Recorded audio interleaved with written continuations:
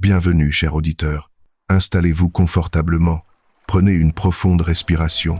Laissez vos épaules se détendre. Ce que vous vous apprêtez à découvrir n'est pas simplement un ensemble de concepts ou de théories spirituelles. C'est une invitation à un voyage intérieur, une exploration profonde de votre propre nature, un chemin vers une transformation authentique de votre être.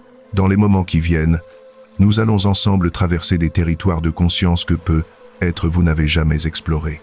Nous allons découvrir comment votre esprit fonctionne, pourquoi vous souffrez parfois sans raison apparente, et surtout, comment cultiver une paix durable qui ne dépend d'aucune circonstance extérieure.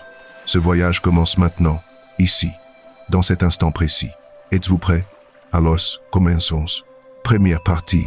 Comprendre la nature de l'esprit. Chapitre 1. L'illusion de la quête extérieure. Pendant des années, peut-être des décennies, vous avez cherché le bonheur à l'extérieur de vous-même.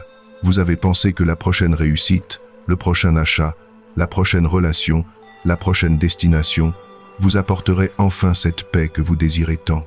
Et chaque fois, n'est-ce pas, il y a eu une déception subtile, une sensation de vide qui revient comme une vague qui se retire après avoir touché le rivage. Ce n'est pas votre faute. On vous a appris à chercher dehors. La société entière est construite sur cette illusion. Le bonheur est quelque chose à acquérir, à posséder, à atteindre. Mais laissez-moi vous poser une question fondamentale. Avez-vous déjà remarqué que même lorsque vous obtenez exactement ce que vous vouliez, la satisfaction ne dure qu'un moment, puis, presque immédiatement, l'esprit commence à désirer autre chose. C'est ce qu'on appelle dans la philosophie bouddhiste la roue du samsara. Ce cycle sans fin de désirs, d'obtention temporaire et de nouveaux désirs. Imaginez un homme assoiffé dans le désert. Il voit un mirage et court vers lui. Quand il arrive, bien sûr, il n'y a rien. Alors il voit un autre mirage au loin et il recommence à courir. C'est exactement ce que nous faisons avec nos vies. Nous courons de mirage en mirage, épuisant notre énergie vitale, notre joie, notre présence. Mais voici la vérité libératrice. Ce que vous cherchez n'a jamais été dehors. Il a toujours été ici, en vous, attendant patiemment que vous tourniez votre regard vers l'intérieur. Le bonheur authentique n'est pas un objet à saisir. C'est un état d'être à cultiver. C'est une flamme qui brûle silencieusement au centre de votre être, que les tempêtes extérieures ne peuvent éteindre. Pensez à l'océan. À la surface, il peut y avoir des vagues énormes, des tempêtes violentes, mais dans les profondeurs, à des centaines de mètres sous la surface, règne un calme absolu, un silence parfait. Votre esprit est comme cet océan. À la surface, il y a l'agitation des pensées, des émotions, des réactions. Mais au fond, il existe une dimension de paix immuable, un espace de conscience pure qui n'est jamais perturbé. C'est là que réside votre vrai bonheur. Pas dans les vagues de la surface, mais dans les profondeurs silencieuses de votre être. Chapitre 2. La fatigue d'exister. Vous connaissez cette sensation, n'est-ce pas? Vous vous réveillez le matin, et avant même d'avoir ouvert les yeux, votre esprit est déjà en mouvement. Les pensées se bousculent. Ce que vous avez oublié de faire hier, ce qui vous attend aujourd'hui, les inquiétudes pour demain. Vous posez les pieds au sol, mais vous n'êtes pas vraiment là. Votre corps est dans la chambre, mais votre esprit est déjà ailleurs, dans le futur proche ou le passé récent. Vous avalez un café sans vraiment le goûter. Vous regardez votre téléphone tout en vous brossant les dents, vous écoutez les informations tout en vous habillant. Cette fragmentation constante, cette division de l'attention, cette incapacité à être pleinement présent à ce qui se passe maintenant, c'est épuisant. Et pourtant vous continuez, jour après jour, parce que c'est ce que tout le monde fait, parce que vous pensez que c'est normal.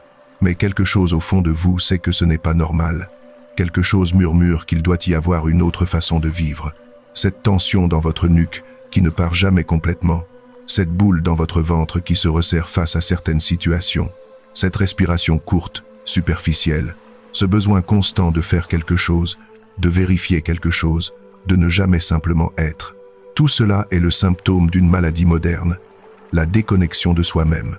Nous avons appris à faire, à produire, à performer. Mais nous n'avons jamais appris à simplement être.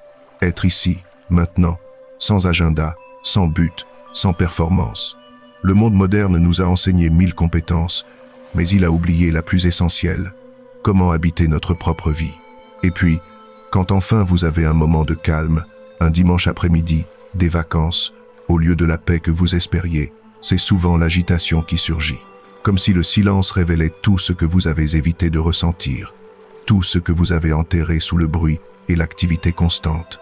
C'est précisément à ce moment-là que la pratique contemplative devient essentielle, non pas comme une évasion, mais comme un retour à vous-même, un retour à la simplicité, un retour à la vie telle qu'elle est, ici et maintenant. La pratique ne consiste pas à ajouter quelque chose de plus à votre vie déjà surchargée. Elle consiste à retirer les couches de complications que vous avez accumulées. C'est un processus de simplification radicale. Respirer et savoir que vous respirez. Marcher et savoir que vous marchez. Boire du thé et vraiment goûter le thé. Cela semble trop simple pour être vrai, n'est-ce pas? Et pourtant, c'est précisément dans cette simplicité que réside la libération. Chapitre 3. La racine de toute souffrance. Voici une vérité que vous connaissez déjà, même si vous ne l'avez peut-être jamais formulée ainsi. La plupart de votre souffrance ne vient pas de ce qui vous arrive, mais de votre résistance à ce qui vous arrive. Lisez cette phrase encore une fois, laissez-la résonner en vous. La souffrance naît de la résistance. Imaginez que vous êtes dans une rivière, le courant vous emporte doucement. Si vous nagez avec le courant, c'est facile, presque agréable. Mais si vous décidez de nager contre le courant, de lutter contre la force de l'eau, vous vous épuisez rapidement. C'est exactement ce qui se passe dans votre vie quotidienne. Quelque chose se produit, une émotion désagréable, une situation difficile, une personne qui vous irrite. Et immédiatement, votre esprit commence à résister. Ça ne devrait pas être comme ça. Je ne devrais pas me sentir comme ça. Je devrais être plus fort, plus calme, plus quelque chose. Cette résistance, ce non intérieur constant, crée une tension qui se superpose à l'expérience initiale. Et c'est cette tension, cette lutte, qui constitue la vraie souffrance. La douleur est inévitable, c'est une partie de la vie. Mais la souffrance, cette multiplication de la douleur par le refus, par la résistance, est optionnelle. Vous avez peut-être vécu cette expérience. Vous ressentez de la tristesse. Au lieu de simplement permettre à cette tristesse d'être là, de la laisser vous traverser comme une vague, vous commencez à la juger. Je ne devrais pas être triste. Il y a des gens qui ont des problèmes bien pires. Je devrais être reconnaissant. Qu'est-ce qui ne va pas chez moi? Et maintenant, vous n'avez plus seulement de la tristesse.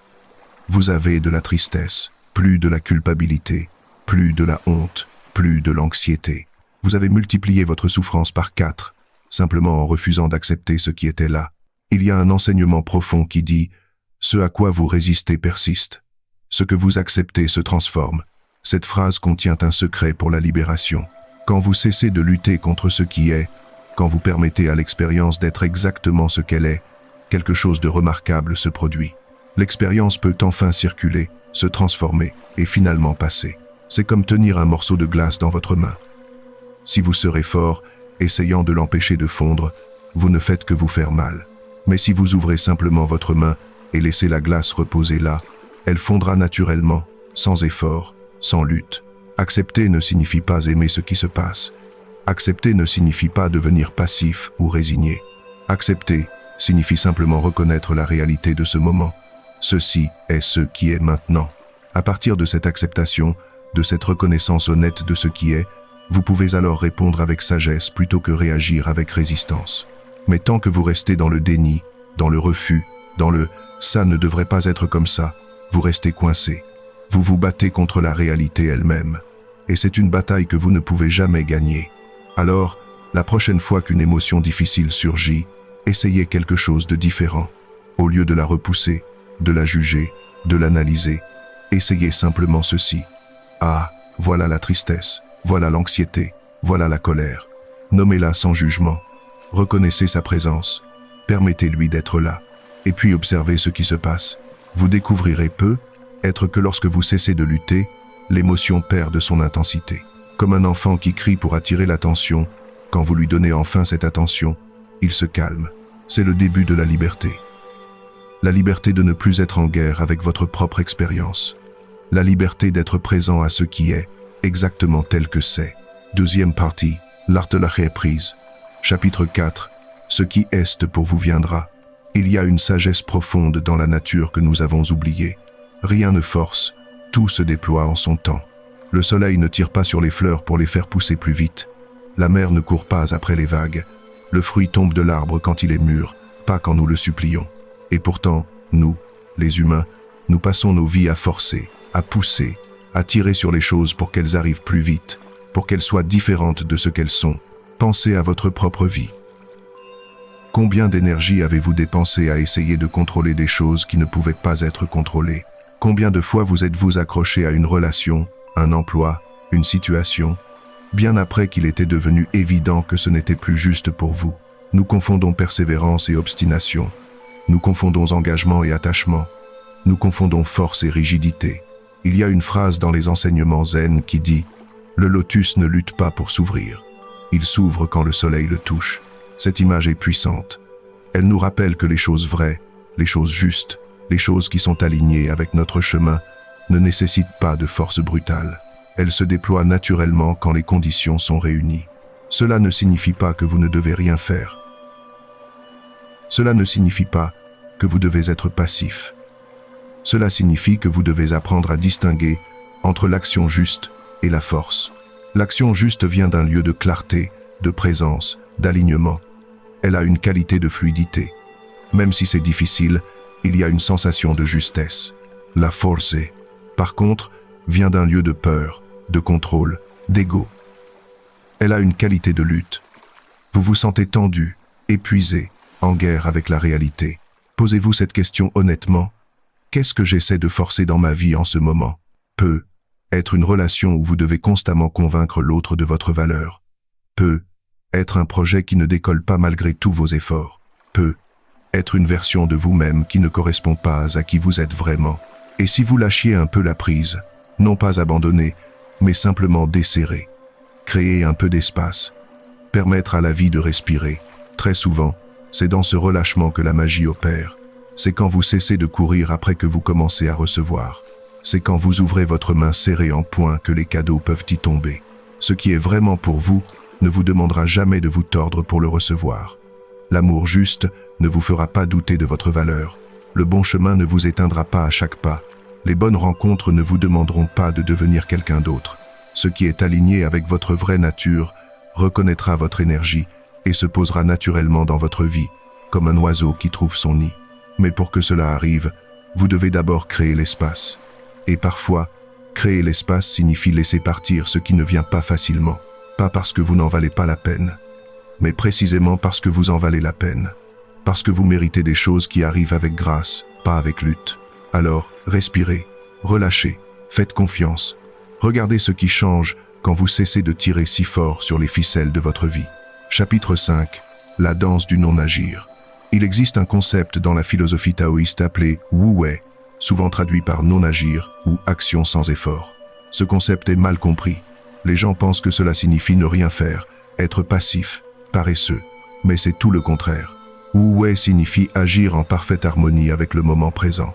C'est agir sans résistance, sans friction avec la réalité. C'est l'eau qui coule autour des obstacles plutôt que de les frapper de front. Pensez à un maître d'arts martiaux. Ses mouvements semblent sans effort, fluides, naturels. Il ne force rien. Et pourtant, son efficacité est totale. Pourquoi? Parce qu'il est parfaitement aligné avec le moment. Il répond à ce qui est, pas à ce qu'il voudrait que ce soit. C'est cette qualité que nous cherchons à cultiver dans notre vie quotidienne. Imaginez que vous êtes un danseur. Si vous essayez de contrôler chaque mouvement, de planifier chaque pas à l'avance, la danse devient rigide, mécanique. Mais si vous permettez à votre corps de répondre à la musique, de sentir le rythme, de se laisser porter, alors la danse devient belle, naturelle, vivante. Votre vie est cette danse, et la musique, c'est le moment présent. Fluir, ce mot magnifique, ne signifie pas abandonner. Cela signifie faire confiance. Confiance en la vie, confiance en vous-même, confiance dans le fait que vous n'avez pas besoin de tout contrôler pour que les choses fonctionnent. Vous avez probablement vécu des moments où tout semblait s'aligner parfaitement, où les portes s'ouvraient sans que vous ayez à les forcer, où les bonnes personnes apparaissaient au bon moment, où les solutions surgissaient de nulle part. Ce n'était pas de la chance, c'était vous en état de Wu Wei, c'était vous en alignement avec le flux de la vie. Et vous pouvez cultiver cet état, pas en faisant plus, mais en faisant moins, en relâchant le contrôle, en permettant, en faisant confiance. Je vous invite à faire un exercice simple. Fermez les yeux un instant. Prenez une profonde respiration. Imaginez que vous êtes un arbre. Vos racines plongent profondément dans la terre, vous donnant stabilité et force. mais vos branches bougent librement avec le vent. Elles ne résistent pas, elles dansent. Vous êtes cet arbre, enraciné et flexible, fort et souple, stable et fluide. Sentez comment vous pouvez être les deux à la fois, ancré dans votre centre, et pourtant capable de bouger, de vous adapter, de danser avec ce qui vient. C'est l'art du non-agir. C'est la danse de la vie. Qu'est-ce qui, dans votre vie en ce moment, vous invite à lâcher le contrôle? Qu'est-ce qui vous demande de faire confiance au lieu de forcer? Écoutez cette invitation. Elle vient de votre sagesse la plus profonde. Chapitre 6. L'esprit comme un lac. Visualisez un lac de montagne. Par une journée sans vent, sa surface est un miroir parfait, reflétant le ciel et les montagnes avec une clarté absolue. Puis une brise se lève. La surface se ride. Le reflet devient flou, fragmenté. Les images se déforment, mais en dessous, dans les profondeurs du lac, tout reste calme. L'eau profonde n'est pas perturbée par le vent à la surface. Votre esprit fonctionne exactement de la même manière. À la surface, il y a le mouvement constant des pensées, des émotions, des réactions. C'est l'esprit qui commente, qui juge, qui planifie, qui s'inquiète. C'est le bavardage mental incessant que la plupart des gens prennent pour la totalité de leur esprit. Mais ce n'est que la surface. En dessous, il existe une dimension de votre conscience qui est toujours calme, toujours claire, toujours paisible. C'est votre nature essentielle, votre conscience témoin, l'observateur silencieux qui est présent derrière toutes les expériences. Le problème, c'est que la plupart des gens s'identifient complètement à la surface agitée. Ils pensent « je suis mes pensées, je suis mes émotions, je suis mes réactions », et de cette identification naît une souffrance immense, parce que les pensées et les émotions changent constamment. Elles vont et viennent comme les vagues à la surface du lac. Si vous vous identifiez à elles, vous êtes constamment ballotté, sans stabilité, sans paix. Mais voici la clé de la liberté. Vous n'êtes pas vos pensées, vous n'êtes pas vos émotions. Vous êtes la conscience qui observe les pensées et les émotions. Vous êtes l'espace dans lequel elles apparaissent et disparaissent. Vous êtes le lac profond, pas les vagues à la surface. Cette réalisation change tout. Quand vous comprenez que vous n'êtes pas vos pensées, vous n'êtes plus à leur merci. Vous pouvez les observer avec détachement, comme vous observeriez des nuages passer dans le ciel. Une pensée anxieuse surgit. Au lieu de penser « je suis anxieux » et de vous identifier à cette anxiété, vous pouvez simplement observer « ah, voilà une pensée d'anxiété qui passe ». Vous voyez la différence? Dans le premier cas, vous êtes l'anxiété. Dans le deuxième cas, vous observez l'anxiété. C'est une distance minuscule, mais elle change tout. C'est la base de ce qu'on appelle la pleine conscience ou la méditation de l'insight. Il ne s'agit pas d'arrêter les pensées. C'est impossible et pas même souhaitable. Il s'agit de changer votre relation avec elles, de passer de l'identification à l'observation, et cette observation doit être bienveillante, sans jugement. Vous ne repoussez pas les pensées. Vous ne les accueillez pas non plus chaleureusement. Vous les laissez simplement être, passer, comme les nuages dans le ciel de votre conscience. Avec de la pratique, vous découvrirez quelque chose d'extraordinaire. Les pensées et émotions que vous observez sans vous y accrocher perdent leur pouvoir sur vous. Elles deviennent plus légères, plus transparentes. Et en dessous, vous commencez à sentir cette qualité de lac profond, ce calme imperturbable qui est votre vraie nature. La paix que vous cherchez n'est pas quelque chose à créer. Elle est déjà là, dans les profondeurs de votre être. Vous avez simplement besoin d'apprendre à plonger sous la surface agitée. Comment faire? C'est simple, mais pas facile. Chaque jour, prenez quelques minutes pour vous asseoir en silence. Observez votre respiration. Quand les pensées arrivent, et elles arriveront, ne les combattez pas. Remarquez-les simplement, pensez. Puis ramenez doucement votre attention à la respiration. Encore et encore, sans jugement, sans frustration, avec douceur. C'est un entraînement. Comme entraîner un muscle. Au début, c'est difficile. L'esprit s'égare constamment. Mais avec la pratique, vous devenez plus habile. Vous apprenez à rester dans les profondeurs même quand la surface est agitée. Et un jour, vous réaliserez quelque chose de profond. Vous êtes le lac, pas les vagues, le lac lui-même. Cette réalisation est libératrice. Parce qu'alors, peu importe ce qui se passe à la surface, stress, anxiété, douleur, vous savez qu'il y a en vous une dimension qui reste intouchée, paisible, entière. C'est votre refuge. c'est votre maison. C'est qui vous êtes vraiment. Troisième partie, cultive la présence. Chapitre 7. Le pouvoir de maintenant. Voici une vérité stupéfiante que peu de gens réalisent pleinement. Le moment présent est la seule chose qui existe réellement. Le passé n'existe plus. Il n'est qu'une collection de souvenirs dans votre esprit. Le futur n'existe pas encore. Ce n'est qu'une projection de votre imagination. Le seul moment réel, le seul moment où vous êtes vraiment en vie, c'est maintenant. Et pourtant, combien de temps passez-vous réellement dans le présent? Si vous observez votre esprit, vous découvrirez qu'il passe la majeure partie de son temps soit dans le passé, à ressasser, à regretter, à analyser ce qui s'est passé, soit dans le futur, à planifier, à s'inquiéter, à anticiper ce qui pourrait arriver. Pendant ce temps, la vie réelle, ce moment précis, avec tous ses sons, ses sensations, ses possibilités, passe inaperçu. C'est comme être invité à un banquet somptueux et passer tout le repas à regarder des photos de repas passés ou à lire des menus de restaurants où vous pourriez aller demain. Vous ratez complètement le festin qui est devant vous. La plupart de votre souffrance vient de ce décalage avec le présent. Quand vous êtes dans le passé, vous ressentez souvent du regret, de la nostalgie, de la culpabilité. Quand vous êtes dans le futur, vous ressentez de l'anxiété, de la peur, de l'impatience. Mais quand vous êtes vraiment dans le présent, pleinement, totalement, il n'y a pas de souffrance. Il peut y avoir de la douleur physique, oui, mais pas de souffrance psychologique. Pourquoi? Parce que la souffrance psychologique est toujours liée au temps. Elle est toujours basée sur des pensées sur le passé ou le futur. Dans le pur présent, il n'y a que ce qui est. Et ce qui est peut simplement être rencontré, ressenti, vécu, sans le fardeau de l'histoire ou l'anxiété du futur. C'est pourquoi tous les enseignements spirituels authentiques pointent vers le présent. Ce n'est pas un concept philosophique abstrait, c'est la clé pratique de la libération. Mais comment cultiver cette présence? Commencez par de petits moments. Quand vous buvez votre café le matin, soyez vraiment là. Sentez la chaleur de la tasse dans vos mains. Remarquez l'arôme. Goûtez réellement chaque gorgée. Quand votre esprit s'égare vers votre liste de choses à faire, ramenez-le doucement. Café. Maintenant. Présent. Quand vous marchez, sentez vos pieds toucher le sol. Remarquez le mouvement de votre corps. Sentez l'air sur votre peau. Vous n'avez pas besoin d'être ailleurs. Vous n'avez pas besoin d'être déjà arrivé. Le chemin lui-même est la vie. Quand vous parlez à quelqu'un, écoutez vraiment. Pas en préparant déjà votre réponse. Pas en jugeant ce qu'ils disent. Juste écoutez, pleinement présent à leurs mots, à leur ton, à leur présence. Ces petits actes de présence peuvent sembler insignifiants, mais ils sont révolutionnaires, parce qu'ils vous ramènent à la vie elle-même, encore et encore. Et voici ce qui est merveilleux. Le présent n'est jamais un problème.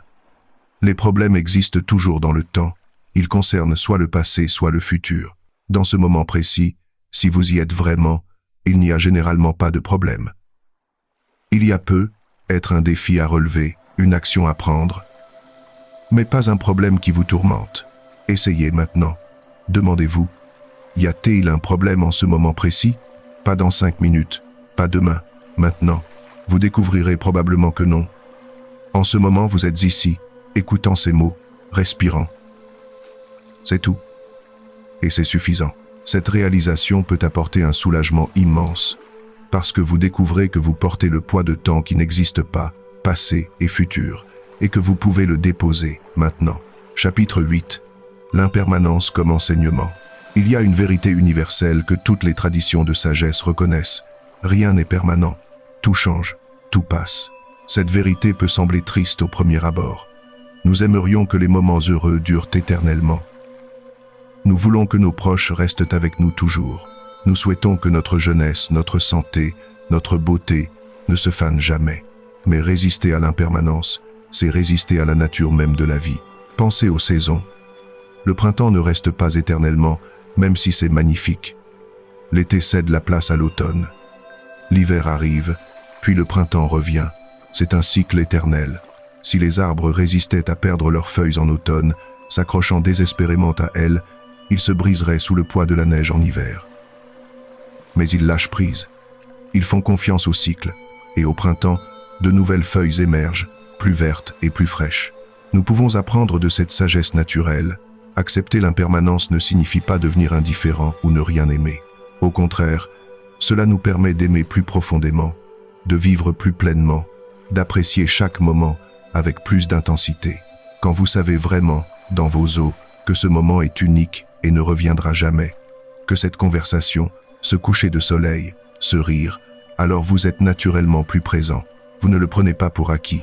L'impermanence peut devenir une source de joie plutôt que de tristesse. Elle nous rappelle de ne rien tenir pour acquis. Elle nous invite à savourer pleinement ce qui est là maintenant, sachant que cela changera. Regardez vos proches avec des yeux neufs, comme si c'était la première fois. Écoutez leur voix, comme si c'était la dernière fois. Non pas morbidement, mais avec une conscience aiguë de la préciosité de ce moment. Cette perspective transforme tout. Le quotidien devient extraordinaire. L'ordinaire devient sacré. Et paradoxalement, quand vous acceptez pleinement l'impermanence, quand vous cessez de vous accrocher désespérément à ce qui passe, vous découvrez quelque chose d'immuable en vous. Cette conscience témoin qui observe tout passer, mais ne passe jamais elle-même. C'est votre vraie nature. Tout change autour d'elle, mais elle reste stable, présente, paisible. Chapitre 9. La beauté du petit.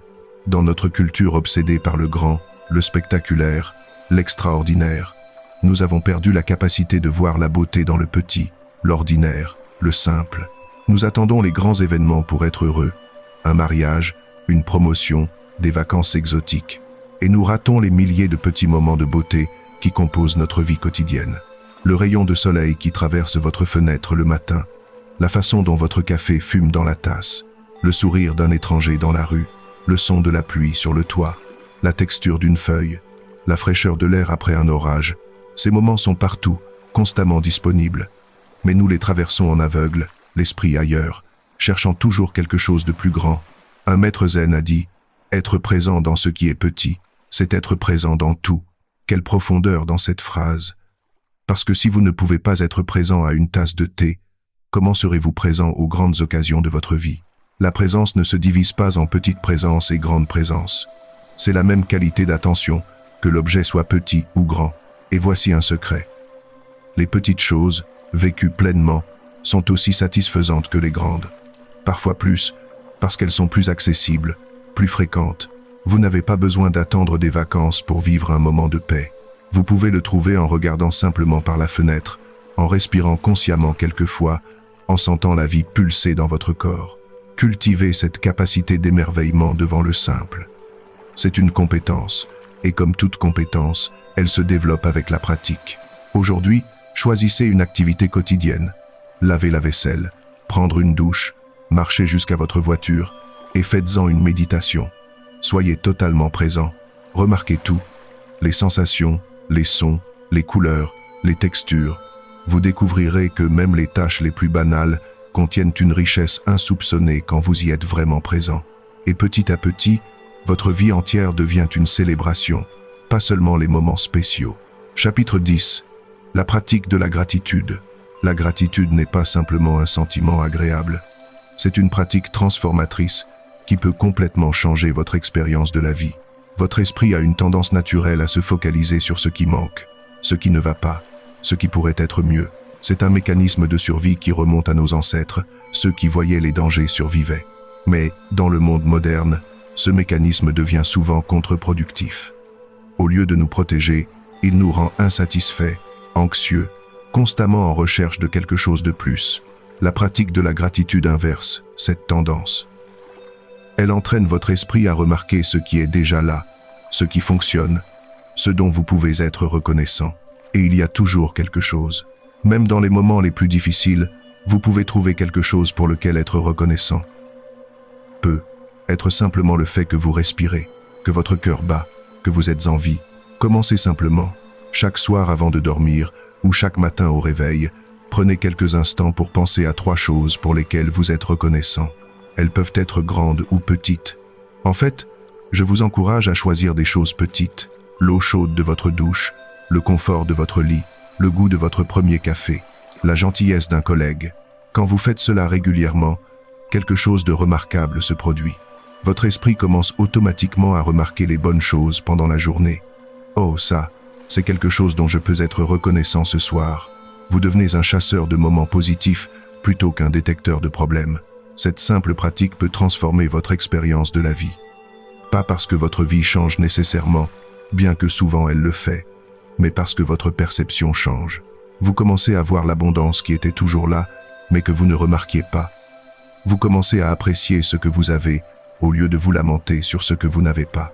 Et de cette appréciation naît naturellement une joie qui ne dépend pas des circonstances extérieures.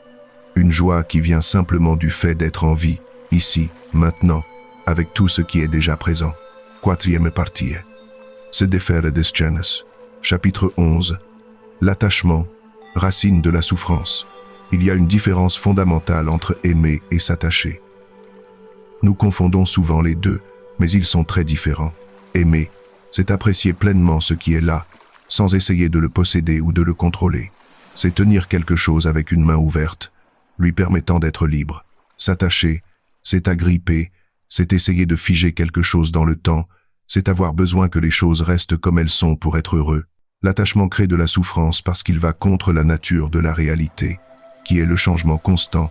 Quand vous êtes attaché à une personne, vous ne les voyez plus vraiment. Vous voyez votre besoin d'eux, votre peur de les perdre, votre dépendance. Et paradoxalement, cet attachement crée la distance même que vous craignez. Quand vous êtes attaché à un résultat, vous ne pouvez pas profiter du processus. Vous êtes constamment tendu, inquiet, que les choses ne se passent pas comme vous le voulez. Quand vous êtes attaché à une image de vous-même, vous êtes constamment en train de vous défendre, de protéger cette image, de prouver quelque chose. Tout cela est épuisant. Tout cela crée de la souffrance. Le détachement, et je ne parle pas d'indifférence, mais de détachement sage, est libérateur. Cela signifie aimer les gens profondément, mais sans les posséder. Apprécier les choses, mais sans en dépendre pour votre bonheur. Avoir des objectifs, mais sans que votre paix intérieure dépende de leur réalisation. Ce n'est pas facile. Nous avons été conditionnés à nous accrocher. Mais c'est possible, et c'est transformateur. Commencez par remarquer vos attachements. Où dans votre vie vous accrochez-vous? À quoi votre bonheur est-il conditionné? Je serai heureux quand j'aurai cette promotion. Je ne peux pas être heureux sans cette personne. Je dois avoir ce résultat sinon j'aurai échoué. Toutes ces affirmations révèlent un attachement. Et chacune est une source potentielle de souffrance. Maintenant, essayez quelque chose de différent. Imaginez tenir ces choses dans une main ouverte. Vous les appréciez pendant qu'elles sont là. Mais vous êtes prêt à les laisser partir si elles doivent partir. Cette posture intérieure crée immédiatement plus de légèreté, plus de liberté. Vous n'êtes plus esclave de vos attachements. Vous pouvez profiter de ce qui est là sans la peur constante de le perdre. Et paradoxalement, quand vous tenez les choses légèrement, avec détachement, vous en profitez souvent plus. Parce que vous êtes présent à elles, pas distrait par la peur de les perdre. Chapitre 12. L'ego et ses illusions. L'ego est ce sens du moi séparé. Cette voix dans votre tête qui dit « je », « moi », « le mien ». Cette entité qui semble être vous. Mais voici quelque chose de radical. L'ego n'est pas qui vous êtes vraiment. C'est une construction mentale, une collection de pensées, de souvenirs, d'identification. L'ego est nécessaire pour fonctionner dans le monde. Vous avez besoin d'un sens de soi pour prendre des décisions, pour interagir avec les autres. Le problème survient quand vous vous identifiez complètement à l'ego, quand vous pensez que c'est tout ce que vous êtes. L'ego vit dans la comparaison. Il a constamment besoin de se prouver, de se défendre, d'être reconnu. Il ne peut jamais se reposer parce qu'il a toujours besoin de quelque chose de plus pour se sentir complet. C'est l'ego qui s'offusque quand quelqu'un vous critique. C'est l'ego qui se gonfle quand vous recevez un compliment. C'est l'ego qui se compare constamment aux autres et se sent soit supérieur, soit inférieur. Et c'est épuisant. Mais il y a en vous une dimension qui n'est pas l'ego. Une conscience qui observe l'ego, qui le voit jouer ses jeux sans s'y identifier. Quand vous commencez à remarquer votre ego en action, ah, voilà l'ego qui se sent blessé. Voilà l'ego qui veut avoir raison. Voilà l'ego qui cherche l'approbation. Vous créez de l'espace. Vous n'êtes plus complètement pris dans ces dynamiques. Vous pouvez observer avec un peu d'humour, un peu de détachement. Et de cet espace naît la liberté. Parce que vous réalisez que vous n'avez pas besoin de vous défendre constamment, de prouver votre valeur, de comparer, de compétitionner. Vous pouvez simplement être. L'ego déteste cela, bien sûr. Il veut rester aux commandes, il résistera, mais doucement, patiemment, vous pouvez apprendre à ne pas le prendre si au sérieux. À sourire de ses dramatismes, à reconnaître qu'il n'est pas le patron. Et alors commence une vie moins centrée sur soi, moins défensive, moins anxieuse. Une vie avec plus d'espace, plus de liberté, plus de paix. Chapitre 13. Pardonner pour se libérer. Le ressentiment est comme porter une pierre chaude, en espérant que quelqu'un d'autre se brûlera. Quand vous retenez de la colère, du ressentiment, de l'amertume envers quelqu'un, vous pensez que vous les punissez.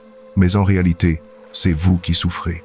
Cette personne peut être passée à autre chose depuis longtemps. Ou peut-être ne sait-elle même pas que vous êtes en colère. Pendant ce temps, vous portez ce poids, jour après jour, année après année.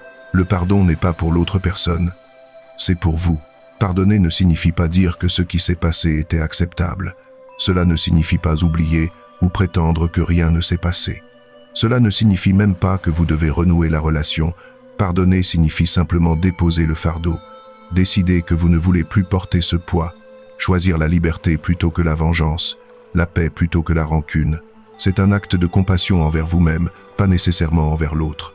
Pensez à quelqu'un envers qui vous nourrissez du ressentiment. Sentez comment ce ressentiment vit dans votre corps, peut être comme une tension dans la poitrine, une lourdeur dans le ventre. Maintenant, imaginez déposer ce fardeau.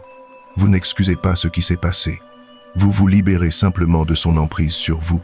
Prenez une profonde respiration et, en expirant, imaginez relâcher ce ressentiment. Laissez-le partir comme de la fumée qui se dissipe. Répétez si nécessaire. Je te libère. Je me libère. Cela peut prendre du temps. Le pardon n'est pas toujours instantané, surtout pour les blessures profondes. Mais c'est un chemin qui vaut la peine d'être emprunté. Parce qu'à l'autre bout de ce chemin, il y a la liberté. Une légèreté que vous ne pouvez pas imaginer tant que vous portez le poids du non-pardon. Et souvent, le pardon le plus difficile est celui que vous devez vous accorder à vous-même. Combien de fois vous rejouez vos erreurs passées, vous critiquant, vous jugeant? Combien d'énergie vous dépensez en regrets et en autoflagellation? Tout cela vous garde prisonnier du passé. Essayez d'appliquer envers vous-même la même compassion que vous auriez envers un ami cher. Reconnaissez que vous avez fait de votre mieux avec la conscience que vous aviez à ce moment-là. Dites-vous, je me pardonne. J'ai le droit de me libérer du passé. Je choisis d'apprendre et de grandir plutôt que de me punir. Le pardon des autres et de vous-même est l'une des pratiques les plus libératrices que vous puissiez entreprendre. Elle ouvre la porte à une vie plus légère, plus paisible, plus joyeuse. 5e partie. Vivre la transformation. Chapitre 14. Les petits gestes, grands éveils. Il y a une idée fausse commune sur l'éveil spirituel. Les gens pensent que ce doit être quelque chose de dramatique, une expérience mystique intense, une illumination soudaine. Et pour quelques personnes, c'est peut être le cas. Mais pour la plupart, l'éveil est beaucoup plus simple et subtil. L'éveil se produit dans les petits gestes quotidiens faits avec pleine conscience. Marcher consciemment, sentir chaque pas, le contact du pied avec le sol, le mouvement du corps dans l'espace. Ce n'est pas extraordinaire, mais c'est profondément transformateur. Manger consciemment, remarquer les couleurs, les textures, les saveurs, mâcher lentement. Être présent à l'acte de nourrir votre corps. Écoutez vraiment, quand quelqu'un vous parle, être complètement présent à ses mots, sans préparer votre réponse, sans juger, juste écouter avec tout votre être. Respirez consciemment, suivre le souffle qui entre et sort, sans rien changer, juste observer ce processus vital qui se déroule sans effort. Ces actes simples, faits avec conscience, sont révolutionnaires. Ils vous ramènent de votre tête à votre corps, du passé futur au présent, de l'inconscience à la conscience. Et dans cette conscience, tout change. Un maître zen a dit, quand tu fais la vaisselle, fais seulement la vaisselle. Pas de pensée sur ce que tu vas faire après. Pas de jugement sur le fait que tu n'aimes pas faire la vaisselle. Juste l'acte lui-même, vécu pleinement. Dans cette présence totale à une tâche simple, il y a une qualité méditative profonde. Il y a une paix qui émerge naturellement. Vous n'avez pas besoin de méditer pendant des heures chaque jour pour transformer votre vie. Bien sûr, une pratique formelle est précieuse, mais l'essence de la pratique est d'amener cette conscience dans chaque moment de votre journée. Boire du thé devient méditation. Se doucher devient méditation. Attendre dans une file devient méditation. Chaque moment est une opportunité de choisir la conscience plutôt que l'automatisme, la présence plutôt que la distraction. Et petit à petit, ces moments de conscience s'accumulent. Ils changent la texture de votre vie. Ils vous ancrent dans le présent. Ils vous connectent à une dimension de paix qui est toujours disponible. C'est ça, l'éveil véritable. Pas quelque chose de lointain ou d'ésotérique, mais quelque chose d'immédiatement accessible dans le geste le plus simple. Chapitre 15. Tout à sa saison. La nature ne se précipite jamais. Et pourtant, tout s'accomplit. Les arbres ne forcent pas leurs fruits à mûrir. Les fleurs ne se hâtent pas de s'ouvrir. Les saisons se déroulent selon leur propre rythme, imperturbables. Nous pouvons apprendre de cette sagesse. Votre vie aussi a ses saisons. Il y a des temps pour l'action, pour pousser vers l'extérieur, pour créer. Et il y a des temps pour le repos, pour se retirer, pour simplement être. Le problème survient quand nous essayons de forcer une saison alors que nous sommes dans une autre. Essayer de pousser la croissance pendant une saison de repos, c'est épuisant et contre-productif. Essayer de se reposer quand c'est le moment d'agir crée frustration et stagnation. La sagesse consiste à reconnaître quelle saison vous traversez et à vous y aligner. Êtes-vous maintenant dans une saison de gestation, où les graines que vous avez plantées germent sous la surface, invisibles mais actives.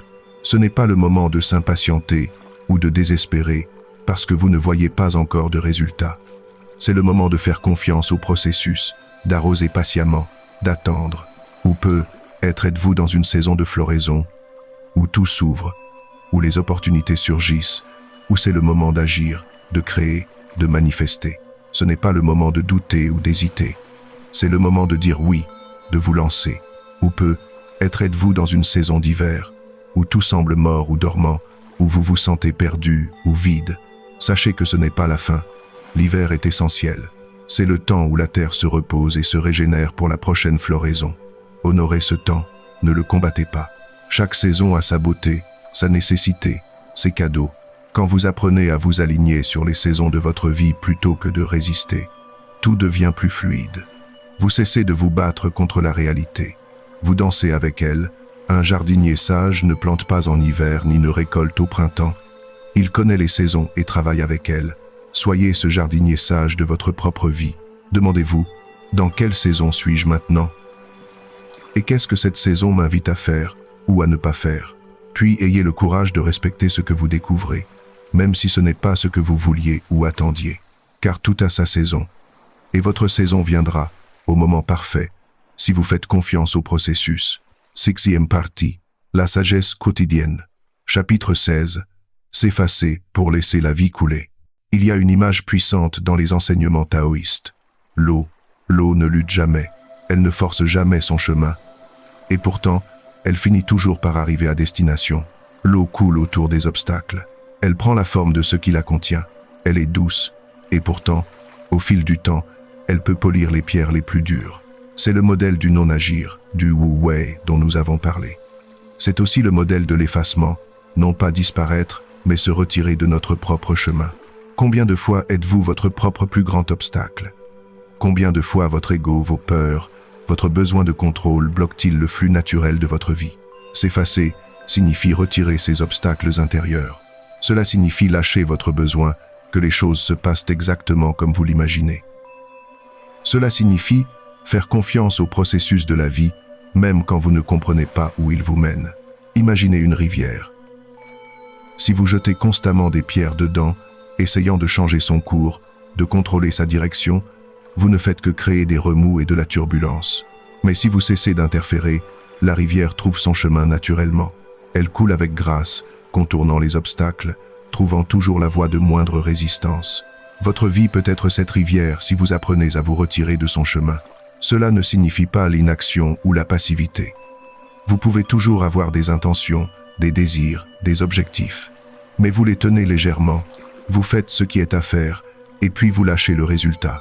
Vous plantez les graines, vous arrosez, vous désherbez. Mais vous ne tirez pas sur les plantes pour les faire pousser plus vite. Vous faites confiance au processus de croissance. Et dans cette confiance, dans cet effacement de votre volonté personnelle au profit d'une intelligence plus grande, il y a une paix profonde. Mais si vous persistez, si vous restez avec le silence malgré l'inconfort initial, quelque chose de merveilleux se produit. Le bavardage mental commence à se calmer. Les pensées obsessionnelles perdent leur emprise. Et dans cet espace qui s'ouvre, vous découvrez une qualité de paix, une présence, une conscience claire qui était toujours là mais masquée par le bruit. Le silence extérieur vous aide à accéder au silence intérieur. Et le silence intérieur est votre vraie maison, votre refuge, votre source. Je vous encourage à créer des espaces de silence dans votre vie quotidienne. Être 5 minutes chaque matin, assis en silence, sans téléphone, sans musique, sans rien, juste vous et le silence. Peut être une marche silencieuse, où vous ne portez pas d'écouteurs, mais vous êtes simplement présent au son naturel, le vent, les oiseaux, vos propres pas. Peut être un jour par semaine où vous éteignez tous les appareils électroniques pendant quelques heures et vous permettez de simplement être. Ces espaces de silence sont des cadeaux que vous vous offrez. Ils sont essentiels pour votre santé mentale et spirituelle dans ce monde surstimulé. Et dans ces moments de silence, écoutez. Pas avec vos oreilles, mais avec votre être tout entier. Écoutez le silence lui-même, car le silence parle. Il enseigne, il guérit, il révèle. C'est dans le silence que la vérité émerge. C'est dans le silence que vous vous retrouvez. Chapitre 18. Chaque moment une nouvelle naissance. Il y a une belle vérité que peu de gens réalisent. Chaque moment est une opportunité pour recommencer. Vous n'êtes pas prisonnier de votre passé. Vous n'êtes pas condamné à répéter les mêmes schémas. À chaque instant, vous avez la possibilité de choisir différemment. Ce moment maintenant est complètement neuf. Il n'a jamais existé avant et ne se reproduira jamais. C'est une page blanche sur laquelle vous pouvez écrire quelque chose de nouveau. Mais pour saisir cette opportunité, vous devez abandonner l'histoire que vous vous racontez sur qui vous êtes. Je suis quelqu'un d'anxieux. Je n'ai pas de discipline. Je suis mauvais dans les relations. Ces histoires ne sont que ça, des histoires, des collections de pensées basées sur le passé. Elles ne définissent pas qui vous êtes dans ce moment présent. Dans ce moment, vous êtes pure possibilité. Vous êtes libre de choisir une réponse différente, une pensée différente, une action différente. Imaginez que chaque respiration est une naissance. Avec chaque inspiration, vous renaissez. Avec chaque expiration, vous laissez mourir ce qui était. Ce n'est pas juste une jolie métaphore, c'est littéralement vrai. Chaque moment, vous êtes nouveau. Les cellules de votre corps se renouvellent constamment. Vos pensées changent d'instant en instant. Même votre sens de soi fluctue. La seule chose qui crée l'illusion de continuité, c'est votre identification à l'histoire de moi. Mais si vous lâchez cette histoire, même pour un moment, vous découvrez une liberté extraordinaire. Vous découvrez que vous pouvez être qui vous voulez, maintenant. Pas demain. Pas après avoir travaillé sur vous-même pendant des années. Maintenant, vous voulez être plus patient? Soyez patient dans ce moment. Vous voulez être plus aimant? Soyez aimant maintenant. Vous voulez être en paix? Choisissez la paix dans cet instant. Chaque moment est une nouvelle naissance, une nouvelle opportunité. Ne la gaspillez pas en la remplissant de vieux schémas, de vieilles histoires. Soyez neuf, comme un enfant qui découvre le monde pour la première fois. Approchez chaque moment avec des yeux neufs, un cœur ouvert, un esprit libre du passé. C'est ça, vivre vraiment. Pas répéter le passé encore et encore, mais renaître à chaque souffle, frais, neuf, plein de possibilités. Le commencement. Nous voici arrivés à la fin de ce voyage ensemble, ou plutôt, au commencement d'un nouveau chapitre de votre voyage personnel, car rien de ce que vous avez entendu ici ne compte vraiment tant que vous ne le vivez pas. Ces ne sont pas des idées à collecter, mais des pratiques à incarner. La transformation véritable ne se produit pas dans la compréhension intellectuelle, mais dans l'application quotidienne, moment après moment. Vous avez maintenant des outils, des perspectives, des pratiques. Mais ils ne serviront à rien s'ils restent simplement des concepts dans votre tête.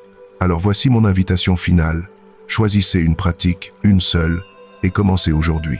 Peut-être ce sera simplement d'observer votre respiration quelques minutes chaque matin. Peut-être ce sera de manger un repas par jour en pleine conscience. Peut-être ce sera de pratiquer la gratitude chaque soir.